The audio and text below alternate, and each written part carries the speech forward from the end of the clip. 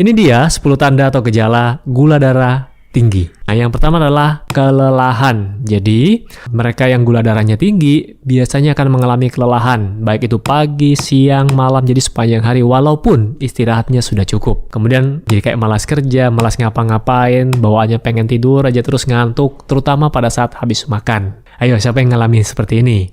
Coba cek gula darah Anda ya. Sekarang untuk cek gula darah Anda bisa pakai alat, Anda bisa beli sendiri atau bisa ke laboratorium. Tanda atau gejala yang kedua ketika gula darah tinggi adalah sering buang air kecil atau kita sebut dengan poliuri. Nah, kenapa kok kita sering buang air kecil kalau gula darahnya tinggi? Karena mekanisme dari tubuh ingin membuang kelebihan gula nih.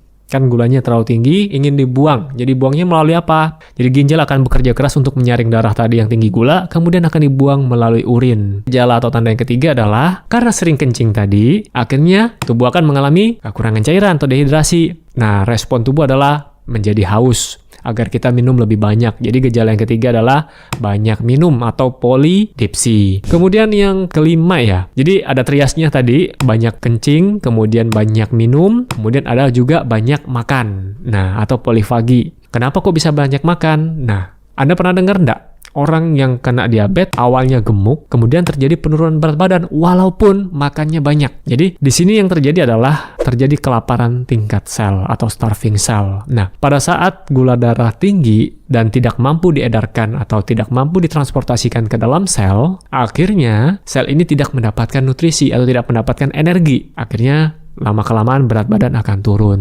Kemudian yang keenam, tanda atau gejala yang keenam adalah penglihatan kabur ya. Salah satu dampak yang dihasilkan oleh gula darah yang tinggi secara terus-menerus atau jangka waktu yang lebih lama, ini dapat menyebabkan kerusakan pada pembuluh darah. Nah, ini tinggal dilihat nih mana yang rusak duluan pembuluh darahnya. Kalau di mata bisa terjadi penglihatan yang kabur. Kemudian yang ketujuh, nah ini biasa pada pria, akan mengalami gangguan disfungsi ereksi. Kemudian tanda dan gejala yang ke-8 adalah sering terjadi infeksi berulang. Nah, ini juga merupakan salah satu tanda dari gula darah Anda yang tinggi terus-menerus atau jangka panjang.